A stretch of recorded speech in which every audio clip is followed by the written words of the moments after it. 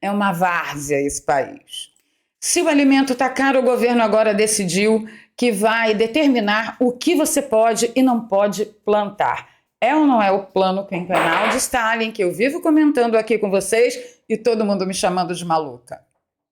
E já que é o ano da colheita, Lula colheu 49% de rejeição ao seu trabalho. Mas, segundo um dos ministros de Lula, essa rejeição não é culpa do trabalho de Lula, é culpa da mentira do Pix. Depois dessa pesquisa detalhada pela Quest, que é um instituto totalmente pró-Lula, até o Kassab está acenando um abandono a esse governo. Será que agora a gente pode sonhar com impeachment? Vamos comigo, vou pedir seu like logo agora no início do vídeo, compartilhamento nas redes sociais e nos grupos de Telegram e Zap ajuda a nossa voz a chegar mais longe. Se você é novo por aqui, se inscreva no canal e ative o sininho. E se você já é de casa, dá uma revisada em tudo. Antes de partir para as nossas pautas brasilianas, palacianas, deixa eu te contar o que aconteceu ontem no Rio de Janeiro. Quem me passou foi uma autoridade de lá.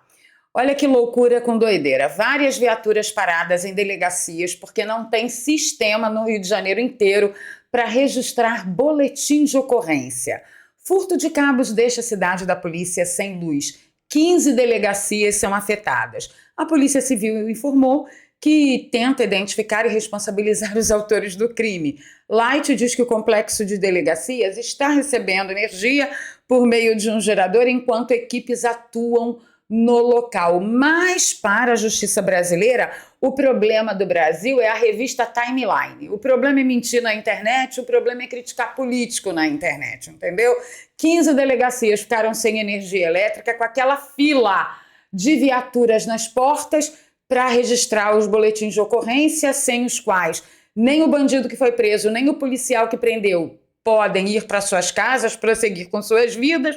Por quê? Porque os cabos da Light foram roubados por cracudos, segundo informações da minha fonte.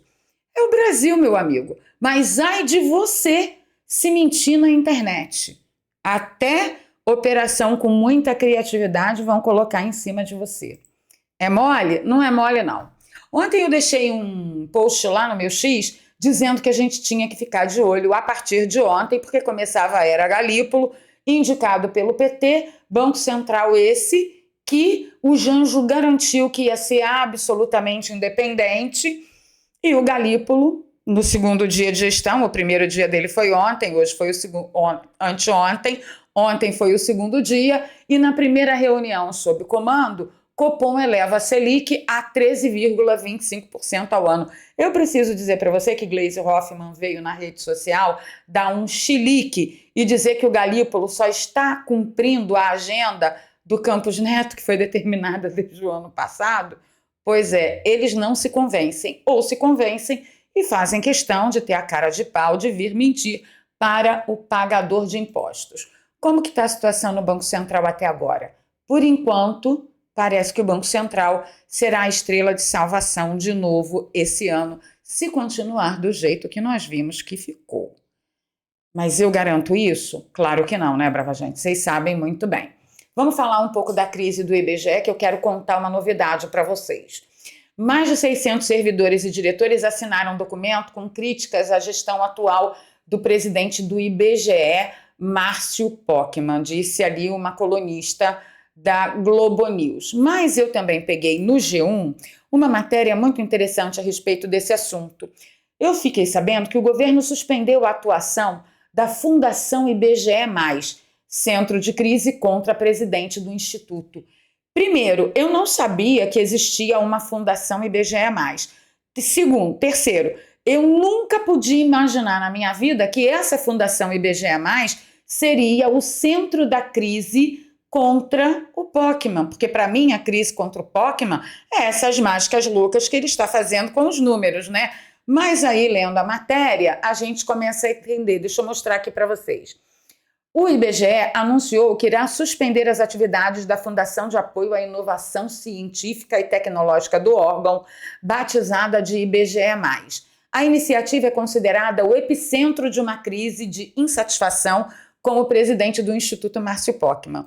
A nova instituição é um braço do IBGE, mas tem autorização para receber dinheiro de empresas privadas, por exemplo, para realizar pesquisas contratadas e ela foi criada com o objetivo de suprir a falta de dinheiro público para manter a estrutura do órgão federal.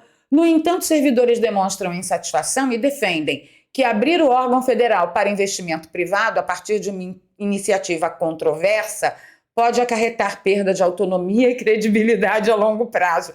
Mas é claro que a situação não foi essa, né? Esse foi o jeito mais ou menos charmoso que o G1 achou de contar para todo mundo que existe uma tal de Fundação IBGE+, que eu nunca na minha vida imaginei que existisse. Conta aí nos comentários para mim, você sabia que existia essa tal de IBGE+, que podia receber dinheiro de iniciativa privada e que isso, com o tempo, podia acabar com a independência e com a confiabilidade do IBGE, como se o IBGE ainda tivesse alguma confiabilidade. Bem, diante das críticas, o IBGE anunciou que a Fundação terá as atividades temporariamente interrompidas. Veja, o principal motivo das críticas que eu estou sabendo por aí é o Márcio Pockmann, que ele está maquiando números e não somente o IBGE+. Então eles estão dizendo, olha, fiquem calmos porque a gente já vai resolver as suas reivindicações, a gente vai acabar com o IBGE+. Mas o Pockmann vai continuar lá, maquiando os números. Então não, as reclamações não estarão solucionadas. É esse governo que tenta maquiar tudo que você possa imaginar. Gente, olha, não é mole não, viu? É de lascar. Mas mais de lascar ainda foi o que o ministro Fávaro falou hoje na televisão e eu vou soltar o áudio dele para vocês. Vem comigo. Não temos um orçamento que pode ter taxas de juros muito atrativas para todo o Plano Safra, em virtude da Selic tão alta. Vamos ver o que é importante. Arroz, feijão, hortifrutis, ser mais estimulados para que o produtor fale assim, olha, antes de plantar isso, eu planto aquilo, que vai ter mais estímulo e eu vou produzir mais. Isso ajuda contra a inflação. Não temos um orçamento. Então, vamos trocar em miúdos aqui. O ministro está dizendo o seguinte, agora vocês, agricultores, não vão plantar o que vocês sempre plantaram, o que vocês têm conhecimento, o que vocês têm expertise, o que vocês sempre prepararam o seu solo para dar de melhor. Não, vocês vão plantar o que eu determinar. Por quê? Se vocês plantarem o que eu determinar, vocês terão incentivos, conseguirão empréstimos com juros muito mais atrativos. E ele jura por Deus que isso vai fazer com que diminua a inflação. Deixei um comentário lá no meu X dizendo o seguinte, é um governo stalinista. O governo estuda baixar juros no Plano Safra para produtos específicos. Na avaliação do ministro, o que é importante?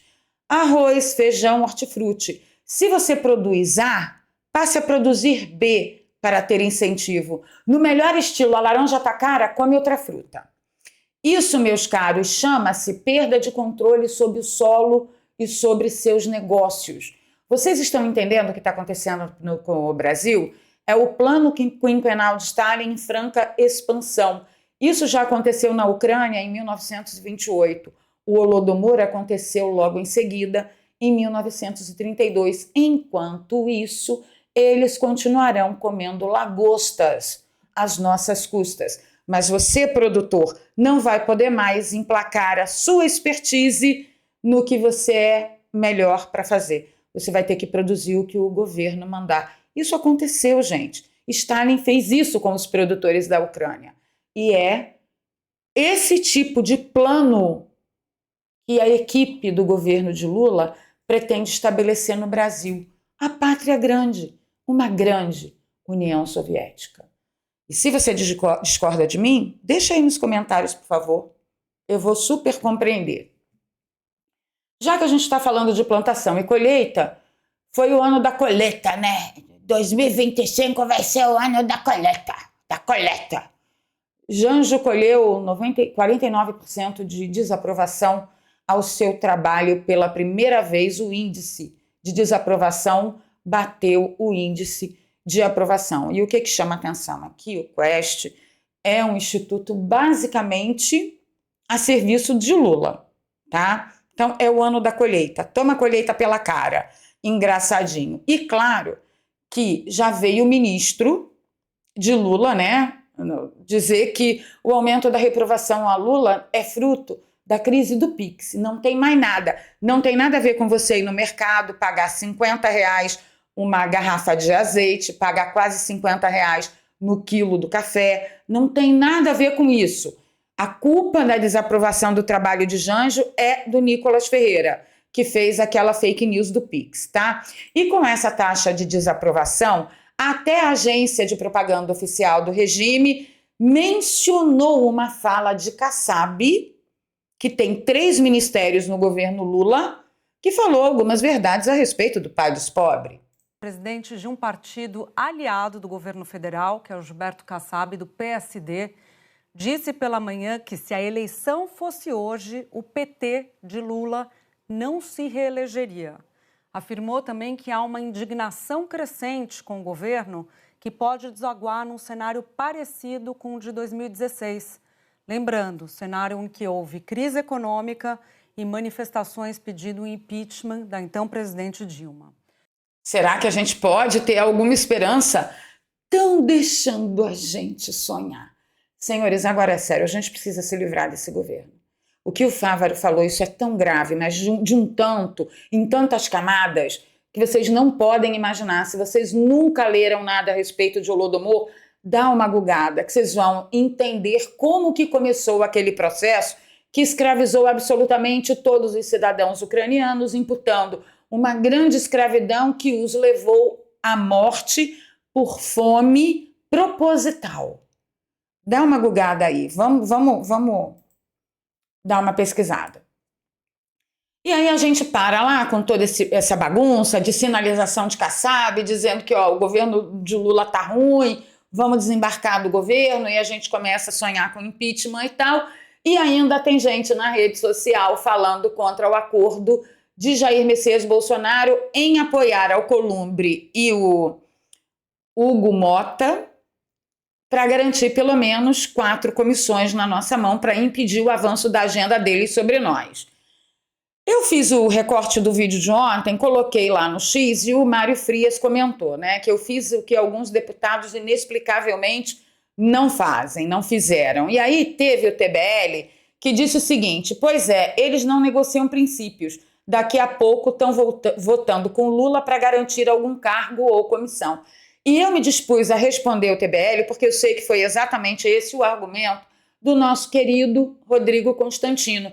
Então, a minha resposta para o TBL estende-se ao Rodrigo Constantino, que, olha, amo demais, oro por ele todos os dias, mas não concordo com ele em tudo. E isso tá normal, tá dentro, tá?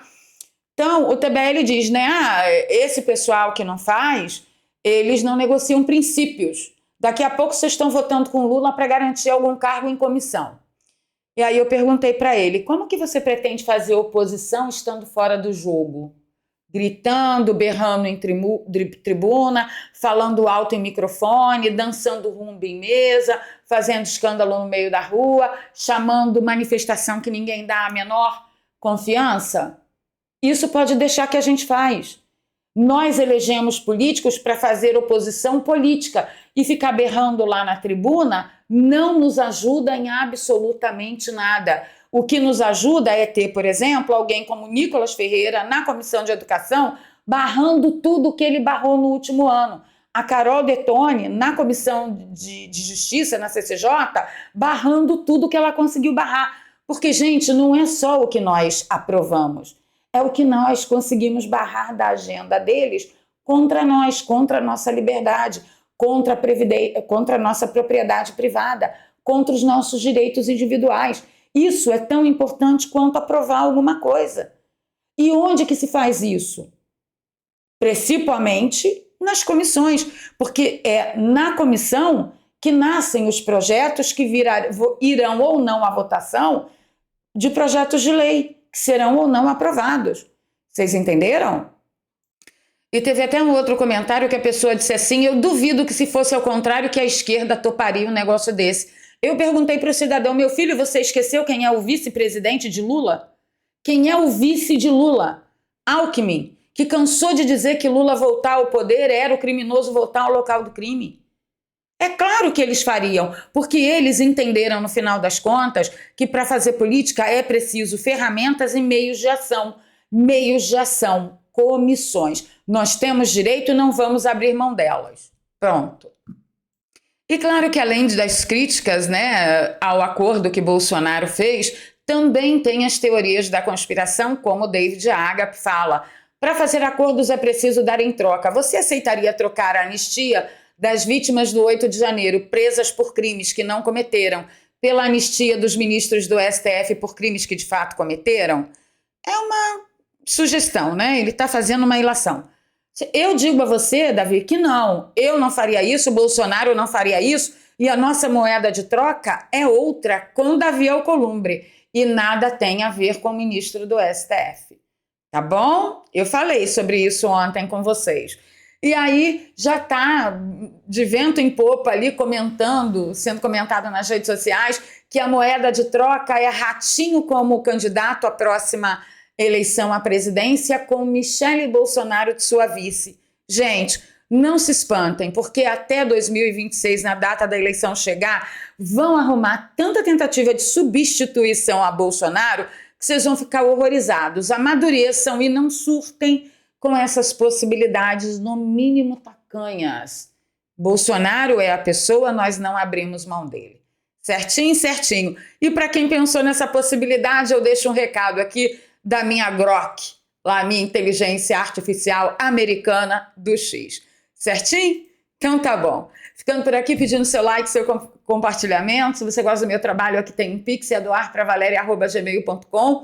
Na descrição eu deixo sempre 2 contas bancárias e uma conta no PayPal. Eu estou pedindo aí um apoio especial, porque eu tive problemas aqui com peças eletrônicas por causa do calor e nós tivemos uma despesa extra aí que não estava prevista no orçamento, me lascou inteirinha.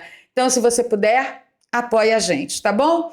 Vamos para os comentários, vamos nos estapear. Deixe o comentário se você concorda ou não concorda com os meus pensamentos. Aqui você pode. Se você tiver educação e não vier me xingar, tudo bem, você pode falar. Pode até me chamar de velha, que com 55 anos, à beira de fazer 56, eu sei que ninguém com essa idade pode ser chamada de novinha. Valeu? Valeu, tamo junto!